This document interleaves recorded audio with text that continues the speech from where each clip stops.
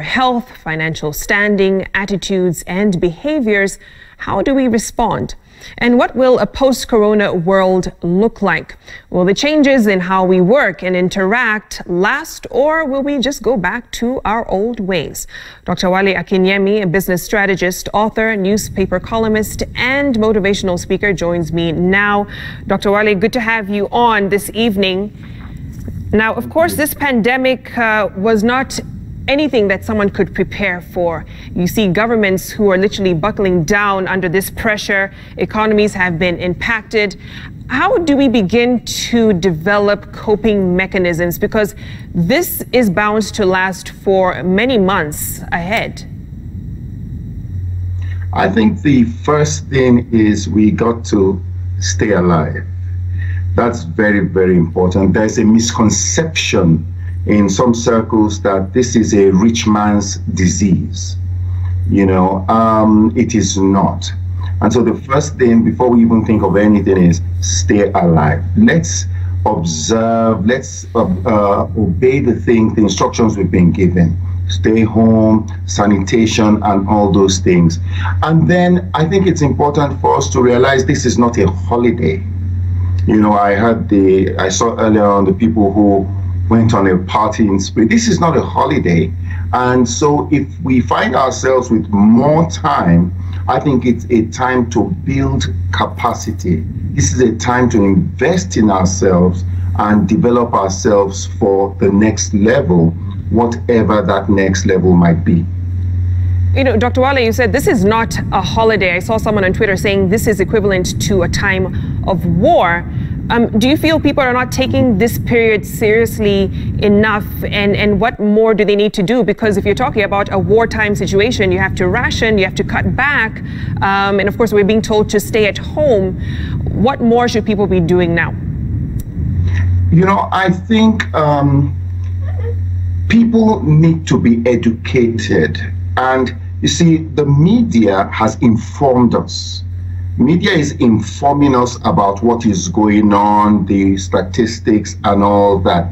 But I think more than ever before, the media role of education now needs to come in. Then institutions like the Ministry of Water and Sanitation need to take a front seat when it comes to driving the sanitation campaign. I think those are very, very crucial things, because right now we are not seeing that. And God forbid, if things escalate and we now need to begin to look at locking down or things like that, primary thing is food. We cannot expect people to sit down if they don't have food. The reason people are going out is because they need to eat. And one thing that I have really asked myself, you go on social media, you see all this list of, this is the list of the richest Kenyans, the richest people, Forbes, and things like that. Or you read this company has done so billion. And my question now is, where are they? Because this is when people need to feel the impact of that. I don't think it is right. And you see, if the private sector, if organizations don't rally round and begin to take responsibility, I am really concerned that people will have second thoughts about capitalism. I'm really concerned about that. So the myth of globalization, I think, has been shattered right now, because you're seeing that at the end of the day, you're on your own. And Italy has found out that the European Union could not help them. People are looking to China. So it's a whole different world. But education is important, and everybody realizing this is not a government problem. This is a human problem. So we all have to play a role. Let me bring up something that you wrote in a local daily recently. You said the pandemic has revealed and separated the leaders from the office holders, and that post-COVID-19 era leaders will be judged by their performance during this period. What should leaders be doing right now? Well, like I said, this is like the ultimate leadership exam. And after this era, people will remember leaders for how they rose up to the occasion here. And so I think it's very important. Leadership needs to give direction and assurance. And while doing that, showing empathy, but at the same time, if we need to be assertive, if that assertiveness is going to save lives, then it is important. And I think it's also important to know that the biggest hit of COVID-19 on humanity is the change in our habits. Let me give you an example. So people, you have an organization where you have a lot of people, 70–80%, who have worked remotely during this period. Then suddenly, maybe it goes on for the next 3 months or 6 months or whatever. But you realize that people were working remotely, but business was going on. Then you begin to think, so did I really need this big office space? Did I really need all these people in this place? Now you realize, I can save a lot if these people now begin to work remotely. What does that do to real estate, to office properties, and all that? So there are a lot of behavioral changes that this situation has imposed on us. And I feel that not everybody who was celebrated as a leader going into Corona will be celebrated as a leader coming out. And there are people who we did not recognize their leadership skills before, but after this, they will be the celebrated ones. Because, and throughout history, great leadership has always been revealed in times of crisis. And as was said by the former Prime Minister of the UK, Winston Churchill, never lose the opportunity to take advantage of a good crisis. But I need to ask you this. You mentioned the changing work environment and changing how we work.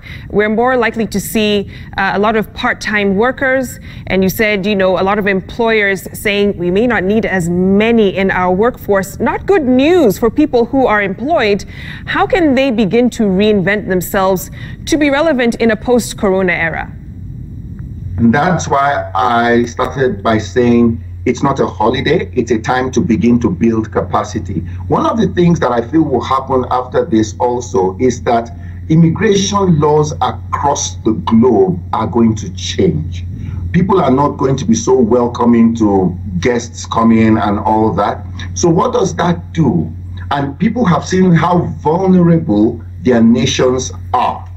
You know, when you realize that even the United States is scrambling, looking for masks and things, ventilators and all that. So this has shown how vulnerable nations are. And I sense that this is going to create a fantastic opportunity for local innovation. And I think financial institutions that want to stay relevant should now pay attention to local innovation, because the door is going to be shut on a lot of things coming from outside. Lastly, Dr. Wale, before I let you go, there's a lot of hostility that we're witnessing on social media, and this could be indicative of the pressure manifesting in this way. It's not an easy time. There's a lot of uncertainty. People are approaching life from a place of fear and anger. How do they maintain a positive mindset at this time? Well, first of all, we can't blame people for the fear. Just watch enough TV or be on social media, and when you see the figures coming in, it's enough to inspire fear in the strongest of people. So I think it is a very good opportunity to, since we have more time, build, strengthen relationships. I think that's very important. I think it's important for us to educate ourselves. Let's learn more, because information has always been a panacea for fear. So the more knowledge we have, let's look at it. Yes, people are dying, but it is also true that a lot more people are surviving. So we need to have this balance. And I think if we can get that balance, it will help us dealing with this fear. All right. All about perspective indeed. Thank you so much, Dr. Wale, for your time as always.